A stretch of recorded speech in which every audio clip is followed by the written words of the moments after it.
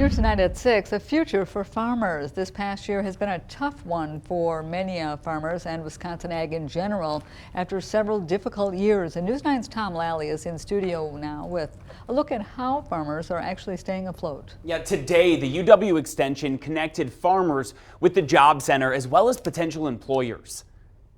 Across the state, farms are closing and crops have had weather in their way. I had been getting phone calls from farmers that were struggling and were having a hard time and didn't know where to go or what to do. The money just isn't coming in, so farmers are exploring alternatives, like Carl Flagg, who did winter work for UPS. This is the first job I've ever had off farm. Now he's got a resume for the first time. I like to try to pick up something that's going to fit into my work schedule because I still do milk cows. But make no mistake, a lot of these farmers don't want to change their way of life. It's the land, it's the buildings, the animals, they all are rooted in the entity and the being of the farmer. For now, they're using the Job Center and UW Extension. You know, we're out there looking to keep their farms, their animals, and their families afloat. And so that when the economy does turn around or policy changes are made, you can go back to farming and doing what you want. As everybody has said in this room, the biggest thing that we're looking for is somebody that's going to be hardworking, dedicated, reliable,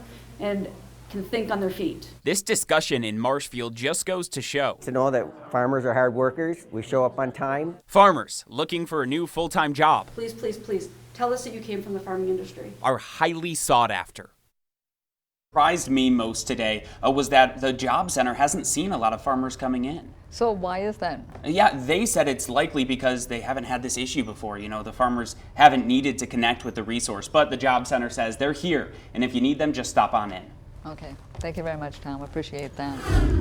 Tonight, we're hearing from residents as we learn new details in a Wood County homicide. News 9's Rashad Williams is live in our control center. He has details. And Rashad, what can you tell us right now? Well, 20-year-old Samantha Roberts was found dead Friday night inside a home on 1st Street in Nakusa. 43-year-old Paul Carter is accused of killing her.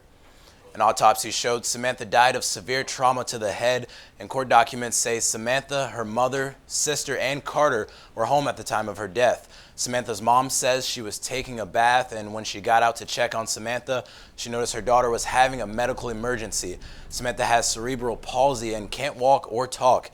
Police said the woman was unable to defend herself. This young lady was a victim that was not capable of defending herself or even calling for help, and it's just a terribly awful situation.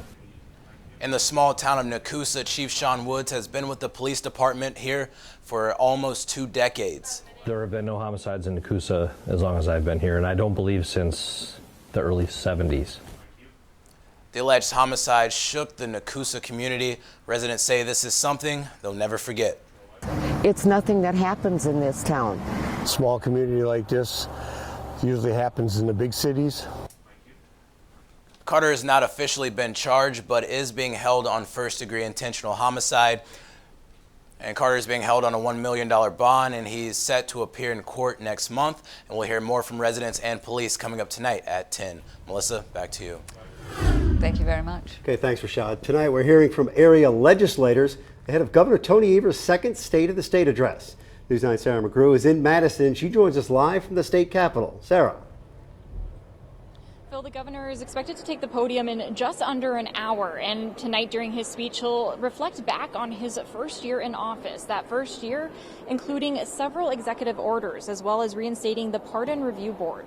The governor also expected to take a look forward, pushing to make higher education more affordable for Wisconsinites, as well as finding a solution for the youth vaping epidemic.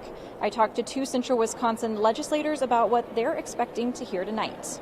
So my hope is that we'll find areas of common agreement that we, Republicans and Democrats alike, can focus on between now and the end of session.